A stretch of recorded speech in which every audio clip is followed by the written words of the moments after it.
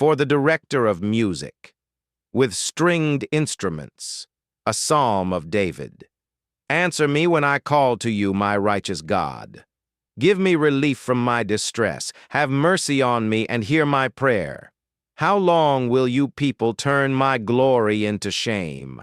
How long will you love delusions and seek false gods?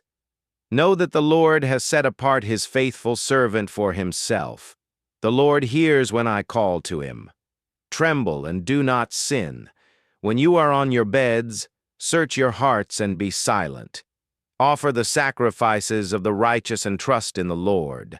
Many, Lord, are asking, who will bring us prosperity? Let the light of your face shine on us. Fill my heart with joy when their grain and new wine abound.